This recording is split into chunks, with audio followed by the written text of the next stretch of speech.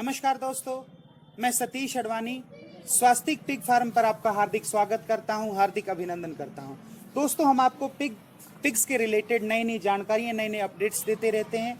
और अगर आपने हमारे चैनल को अभी तक सब्सक्राइब नहीं किया है तो प्लीज़ नीचे दिख रहा लाल रंग का सब्सक्राइब बटन जरूर दबाएं, हमारे वीडियोज़ को लाइक करें और हमारे वीडियोज़ को खूब सारा शेयर करें। तो दोस्तों, वीडियो इस प्रकार।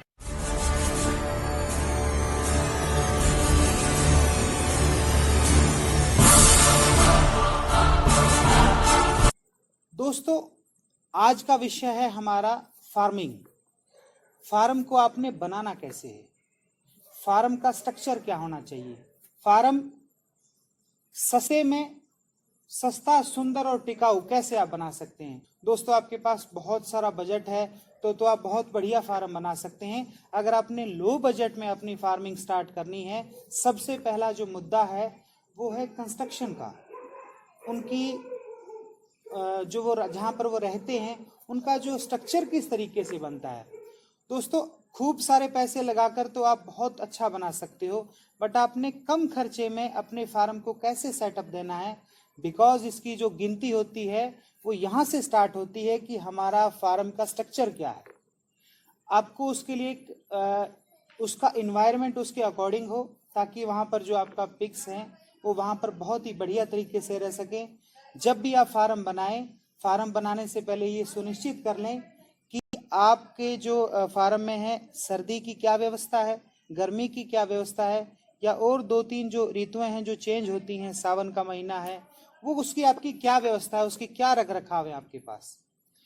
दोस्तों, आज मैं आपको बताऊंगा, आज मैं आपको सिर्फ जो मेरा मुद्दा है, मेरे पास काफ़ी कमेंट्स आए थे कि आप इस चीज़ पर वीडियो बनाएं कि कम से कम खर्चे में हम कैसे फार्म बना सकते हैं, कम से कम खर्चे में हम अपना स्ट्रक्चर कैसे रेडी कर सकते हैं। दोस्तों, सही मायने में आपको शुरुआत कहाँ से करनी होगी, आपको एक स्पेस की जरूरत है। सबसे पहले आपको यह तय करना होगा कि आपने जो फार्मिंग है वो कितने पशुओं से स्टार्ट करनी है। आप लघु उद्योग करना चाहते हैं तो 10 से कर सकते हैं स्टार्टिंग, 15 से कर सकते हैं, 20 से कर सकते हैं, 25 से कर सकते हैं, 30 से कर सकते हैं। ये एडल्ट फीमेल की बात कर रहा हूँ। एडल्ट फीमेल जो एक यूनिट में जो है वो 9 फीमेल होती हैं और 1 मेल होता है। अब आप कितने यूनिट पर काम करना चाहते हैं वो आप पर डिपेंड करता है। अब जो सिस्टम ये है कि उसके बाद में आपको ये तय करना रहेगा कि आपने उसकी कैपेसिटी क्या रखनी है अपने फार्म की। आपके फार्म की कैपेसिटी 200 पशु होनी चाहिए, 250 पशु होनी चाहिए, 300 पशु होनी चाहिए या 500 पशु होनी चाहिए, ये पहले आप सुनिश्चित कर लें दोस्तों। और मेरा आपको सजेशन ये है, अगर आप बिगिनर हैं, अगर आप इसमें नए हैं, तो आप अपना थोड़ा पैशन से काम लें, थोड़ा धैर्य से काम लें। आप एक बार लघु उद्योग के रूप में इसको स्टार्ट करें। आप इसमें बेशुमार पैसा खर्च ना करें बिगिनिंग में, शुरुआत में आप इसमें बेशुमार पैसा खर्च ना करें, बिकॉज आपको उस चीज का पता होना चाहिए। इन फ्यूचर आपको 1 साल के अंदर अंदर इसमें सारी की सारी जो समस्याएं फेस होंगी आपके सामने, उनसे आपको पता चल जाएगा कि आपको इसमें क्या क्या समस्याएं आती हैं। उसके बाद में आपको प्रॉफिट जिस हिसाब से दिख रहा है उस हिसाब से नया कंस्ट्रक्शन स्टार्ट कर लो, बट आपकी जो बिगिनिंग है वो कम से कम खर्चे में रखो। मैं उसका थोड़ा सा उदाहरण बता देता हूं, आपने कम खर्चे में कैसे करना है। दोस्तों, सबसे पहले मैंने आपको जैसे कि बताया कि आपको तय करना होगा कि आपकी फार्म की कैपेसिटी कितनी होनी चाहिए।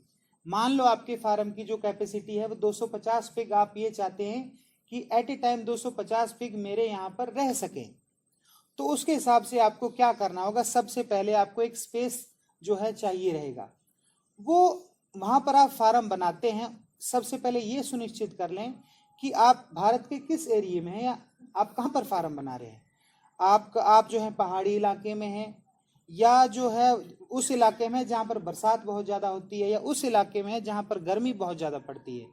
दोस्तों, वो आप पहले इलाका सुनिश्चित करें आप किस इलाके में हैं, उसके बाद में उसी के अकॉर्डिंग आप फार्म स्टार्ट करें। जैसे कि जो पूर्व से आने वाली हवाएं होती हैं वो काफ़ी ठंडी होती हैं, जो वेस्ट से आने वाली हवाएं होती हैं वो गर्म होती हैं। हमारे राजस्थान का क्लाइमेक्स बता रहा हूँ, बाकी अपना अपना अलग अलग जो है, अलग अलग जो वहाँ का वातावरण रहता है, आप जहाँ पर भी रहते हैं। सो आप उसके अकॉर्डिंग बनाएं कि आपको सर्दी में भी कोई मसला ना हो, कोई दिक्कत ना हो, आपके पिग सेफ रहें और गर्मी में उनको कहीं लू ना लग जाए, उस चीज की भी आप जो है एश्योरिटी ले लें। अब मुद्दा ये है कि जो कुछ लोग फार्म नया बना लेते हैं वो बहुत ज्यादा खर्चा कर बैठते हैं। दोस्तों मैं आपको छोटा सा कॉन्सेप्ट बता देता हूँ। आप जो है अगर आप ये वीडियो आपकी लाइफ में काफी चेंजिंग ला सकती हैं। अगर आप पिग फार्मिंग के सेक्टर में आना चाहते हैं तो आप एक पेन कॉपी पकड़ लीजिए, जो मैं आपको बता रहा हूँ वो आप नोट कीजिएगा। दोस्तों सबसे पहले आपका मान लीजिए आपका जो फार्म का बाउंड्री है वो 60 बाई 100 की है। तो आप सबसे पहले सुनिश्चित करें कि मैं कम खर्चे की बात बता रहा हूँ, मिनिमम से मिनिमम खर्चा। और क्योंकि आपको जो शुरुआती जो इनकम है वो आपको ना कि दीवारों ने और शेड ने देनी है, आपको शुरुआती इनकम है, शुरुआती क्या इनकम तो बाद में भी पिक्स नहीं देनी है, बट आप उसके बाद में इनकम करके, बिजनेस थ्योरी ये है कि आप उसी से कमाकर उसी पर खर्च करें। आप उसमें बेशुमार लगा देंगे, फिर उसके बाद में आपके पास पिक्स लाने के लिए और फीड मैनेजमेंट के लिए पैसा नहीं होगा तो आप उसमें टूट जाएंगे। दोस्तों अगर आप इसको स्केल से स्टार्ट करना चाहते हैं तो मैं आपको मेरा एक्सपीरियंस शेयर करता हूं। अभी तक जैसे कि हम जो है पिग फार्म की ट्रेनिंग भी देते हैं, हम जो है पिग फार्म के नक्शे भी क्रिएट करते हैं। हम मिनिमम से मिनिमम खर्चे में स्टार्टिंग करवाते हैं ताकि जो भी अगला फार्मर है वो पैसा पिगलेट्स पर, पिग्स पर खर्च कर सके और उनकी फीड मैनेजमेंट पर खर्च कर सके। उस जो कंस्ट्रक्शन पर कम से कम उसका खर्चा हो, उसके बाद में वो 1.5-2 साल बाद में उसको एडिट करवा के अपने हिसाब से बढ़िया बेहतरीन करवा सकता है। बट बिगेनिंग जो है वो आपकी जो है कम खर्चे से होनी चाहिए। मैं आपको थोड़ा बता देता हूँ। मान लो आपका जो फार्म है वो है 50 बाई 100 का है। एग्जाम्पल फॉर आप एक 50 बाई 100 का एक जो चौकोर बनाएं। उसके बाद में आपके फार्म का जो रोड किस तरफ लगता है वहां पर आप एक ही गेट रखें, सिर्फ एक ही गेट रखें। ऐसा गेट रखें कि जिससे जो आपका बड़ा साधन भी अंदर आ सके, एट ए कंडीशन आपके यहाँ पर कोई ट्रक भी आ सके। आप उसका एक गेट रखें। उसकी जो 4 दीवारी होगी वो आप जमीन से 7 फीट ऊंची रखें, इससे ज्यादा की एक बार कोई जरूरत नहीं है। जमीन से 7 फुट ऊंची दीवार रखें, 4 दीवारी। और उसका जो ईंटें हैं वो आप 9 इंची दीवार रखें। शुरुआत में 9 इंची है वो 7 फीट की ऊंचाई पर, जमीन से 7 फीट की ऊंचाई पर हो। उसके बाद में आप कैबिन थ्योरी पर काम करते हैं। मान लो आपकी जो कैबिन थ्योरी है वो 7 बाई 9 की रहती है या फिर 7 बाई 11 की रहती है, वो कैबिन थ्योरी आप बनाएं। अब जैसे कि मैं आपको बता दूं कि जो पिग्स के लिए है वो अगर आपकी जो मादा है वो प्रेग्नेंट है तो उसके लिए एक कैबिन अलग होना चाहिए। उसकी बच्चे देने के बाद में भी वो अलग रहेगी। उसको अगर किसी के साथ हम मिलाते हैं तो उसकी जो है वो प्राइवेसी भंग हो जाती है। सो उसके लिए एक पर्टिकुलर एक कैबिन अलग होना चाहिए। आपके पास जितनी भी मादाओं का स्टॉक है उसी के अकॉर्डिंग आप इस चीज का कंस्ट्रक्शन करें। मान लो आप 7 बाई 9 के आप बनाते हैं अपने फार्म में, 15 कैबिन बनाते हैं या 10 कैबिन बनाते हैं। 7 बाई 9 के 10 कैबिन बना लिए। पीछे की दीवार जैसा कि मैंने आपको बताया है कि पीछे की दीवार 7 फीट की रहेगी और उसका जो स्पेस होगा बीच में उसमें आप जो है जो टीन की शेड लगाएं। दोस्तों आपका खर्चा जो है कम से कम, आप जो बड़ा शेड ना लगाएं उसमें बेशुमार खर्चा आ जाता है। उसमें 3-4-5 लाख रुपए खर्चा आ जाता है, बल्कि इतने में आप अपना पूरा फार्म ही सेटअप कर सकते हो। फार्म का जो है मैंने आपको अभी निवेदन किया कि उस अकॉर्डिंग रखें कि आपको सर्दी में, गर्मी में, सावन में किसी में प्रकार की कोई दिक्कत ना हो। आपकी पशुओं को सीधी जो है धूप ना लगे, सीधी है जो ठंड ना लगे, ठंडी हवा ना पड़े, तो उस चीज को आप अश्योरिटी कर लें। उस चीज के बारे में अगर आप हमसे भी सलाह लेना चाहते हैं, डिस्क्रिप्शन में हमारा कॉन्टैक्ट नंबर और हमारी ईमेल आईडी दी हुई है, वहां पर आप हमसे संपर्क कर सकते हैं। दोस्तों अभी जैसा कि मैंने आपको बताया कि जो पीछे की दीवार आपकी 7 फीट की होनी चाहिए और जो आगे की दीवार है वो लमसम 6.5 फीट की हो। उस दौरान जो बीच में है वो एक पिलर लग जाएगा और टीन की शेड आ जाएगी। दोस्तों इस तरीके से आप जो है कैबिन थ्योरी पर काम कर सकते हैं। Round bye round, round bye round 3 side में आपके कैबिन्स बनेंगे। दोस्तों उसके बाद में आपको जो फ्रंट जहां पर गेट है उसकी वहां पर अश्योरिटी रखें कि आपका एक छोटा सा ऑफिस हो, लेबर रूम हो और जो है आपका फीड रूम हो। फीड रूम इस तरीके से होना चाहिए कि उसमें आपका उचित फीड आ सके, काफी बड़ा हो। जैसे कि आप रख सकते हैं 12x20 रख सकते हैं, 12x15 रख सकते हैं, वो आप पर डिपेंड करता है कि आपको कौन सा कंफर्टेबल लगता है। एक लेबर रूम भी होना चाहिए और एक जो है ऑफिस भी होना चाहिए, ताकि आपके स्टेटस को वो मेंटेन करे। उसके बाद में जो मैं आपको बताऊं कि जो जैसे ही आप उसका फर्श बनाते हैं तो फर्श आप नॉर्मल ईंटों से बनाएं, जो भी उसका फर्श रहता है, कैबिन्स का फर्श। और जो फर्श जो पीछे की दीवार है और आगे की जो ढलान होगी उसकी, वो कम से कम 2 से लेकर 2.5 इंच की ढलान होनी चाहिए, ताकि अगर हम पानी वहां पर फेंके तो वो पानी सीधा का सीधा नाली में आ जाए। जैसे ही कैबिन खत्म होते हैं तो वहां पर एक नाली राउंड होगी। अब बनेंगे कैबिन तीनों दिशाओं में, बट उसमें आप ये अश्योरिटी रखें कि आपका जो है, आप किस क्लाइमेक्स में रहते हैं, आप किस इन्वायरमेंट में रहते हैं, उस इन्वायरमेंट के अकॉर्डिंग ही आप वहाँ पर जो है वो कैबिन्स की निर्माण करें।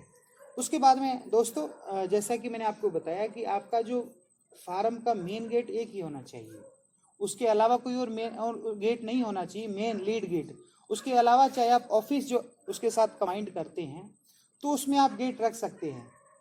सो मेरे कहने का मतलब है कि आप दोबारा फिर सुने, जो पीछे की दीवार होगी वो आपकी 7 फीट की रहेगी, आगे की जो दीवार होगी वो आपकी लमसम 6.5 फीट की रहेगी।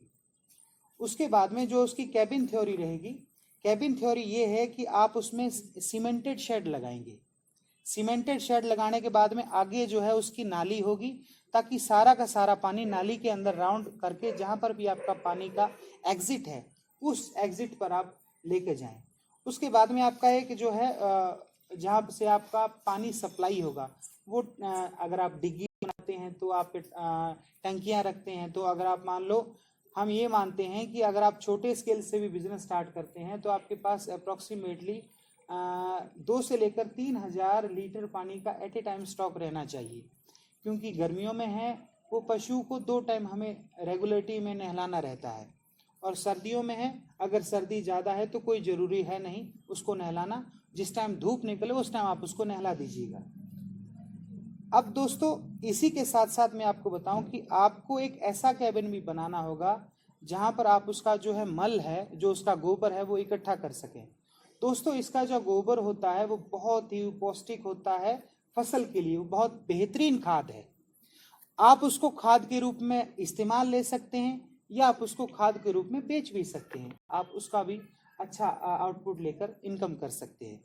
दोस्तों जैसा कि मैंने आपको बताया, आप उस टीन की जगह, जैसा कि आपके क्लाइमेक्स में आपके एरिया में जिस भी तरीके से कोई टेम्परेरी जो शेड है आप अगर वो डालना चाहें, जैसे कि आप जो है वो मिट्टी का शेड भी डाल सकते हैं। मिट्टी का शेड मतलब कि आप जो एक सरकड़े होते हैं उनको लगाकर उसके ऊपर, हमारे राजस्थान का क्लाइमेक्स ये है, बाकी आपके अलग अलग स्टेट्स का क्या रहता है उस अकॉर्डिंग आप जो है वो छत उसके अकॉर्डिंग डालें। अगर आपके पास और कोई ऑप्शन ना है तो जो सीमेंटेड जो टीन होती है, सीमेंटेड टीन है, वो 10 फीट की टीन में राउंड फिगर करके आप जो है 9 फीट जो लंबाई का कैबिन बना सकते हैं। उसके पीछे एक दीवार होगी, आगे जो कैबिन्स की जो दीवारें होंगी, अब ये आपका सवाल रहा होगा कैबिन्स की जो दीवारें हैं उसकी एक्यूरेट हाइट कितनी होनी चाहिए। दोस्तों उसकी एक्यूरेट हाइट अप्रोक्सीमेटली 4 फीट होनी चाहिए, 4 फीट इसकी हाइट होनी चाहिए कैबिन्स के दीवारों की।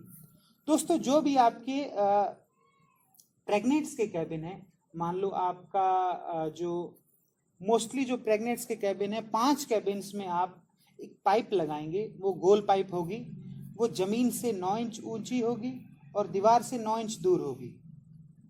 जो तीनों तरफ राउंड लगेगी, जहां पर सामने गेट होगा उस तरफ नहीं लगेगी, तीनों तरफ राउंड होकर जमीन से 9 इंच ऊंची और दीवार से 9 इंच दूर, 3 तरफ राउंड होकर लगेगी। ये उस चीज के लिए है कि जिस टाइम देती है तो उस टाइम जो है वो बेसुध हो जाती है, उसको कोई होश नहीं रहता। सूर्य के बच्चे देने का जो टाइमिंग है वो आधे घंटे से लेकर 2.5-3 घंटे तक हो सकता है।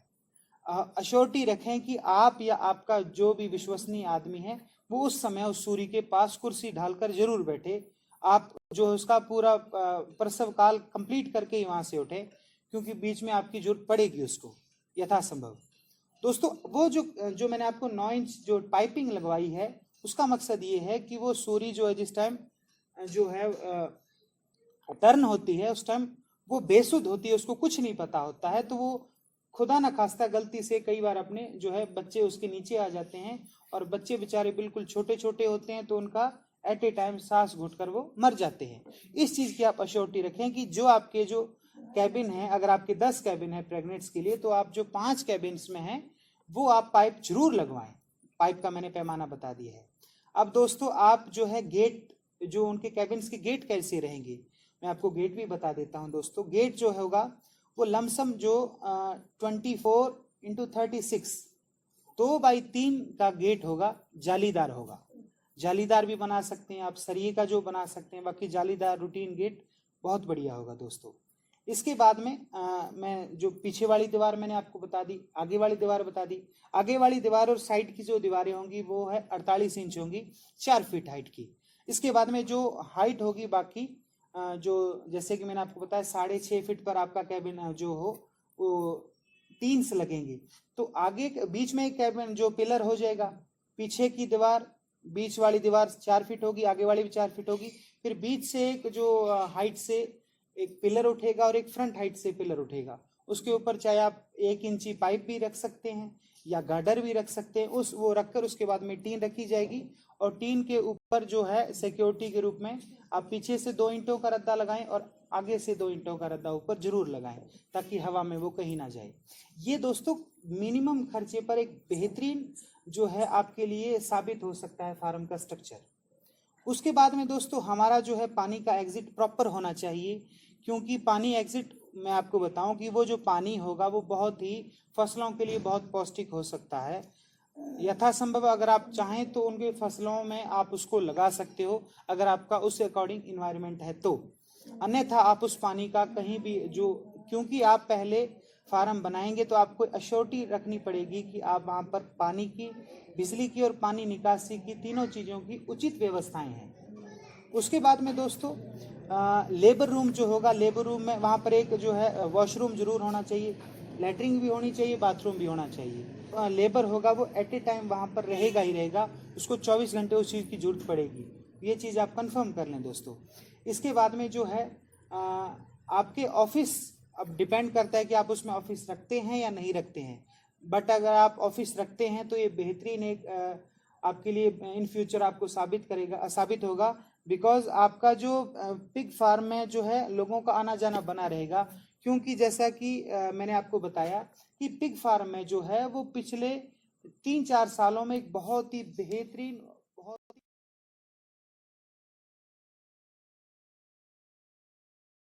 लोग इस चीज को छोड़ रहे हैं कि पिग्स जो है वो नालियों में मुंह मारते थे या वो गंदे हैं या वो भ्रांतियां हैं, वो धीरे धीरे लुप्त हो रही हैं। ये एक प्रोफेशनल बिजनेस बन चुका है दोस्तों, और सही भी है कि ये एक बिजनेस ही है। इसकी डिमांड है पोर्क की बेशुमार, बहुत बड़े लेवल की इसकी डिमांड हो रही है दोस्तों।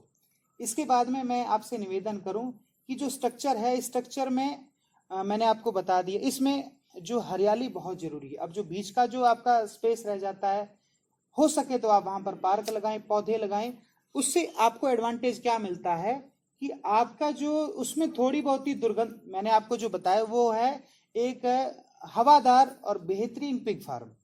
इस दौरान आप जो है अगर वो फूल पौधे पत्तियां लगाते हैं तो उससे जो है इन्वायरमेंट और थोड़ा फ्रेश हो जाएगा, जिससे आपको तो वैसे भी नहीं आएगी दुर्गंध उसकी, थोड़ी बहुत ही, बट कोई भी आपको, दूसरा आदमी भी आपको शिकायत नहीं करेगा, बिकॉज वहां पर हरियाली हो जाएगी। तो कोई खर्चा नहीं आता है दोस्तों, पेड़ पौधे लगाने में कोई खर्चा नहीं है। आप इस चीज को लेकर जागरूक रहें कि आपके आसपास हो सके तो सारे राउंड में जो है वो पेड़ पौधे लगा दें।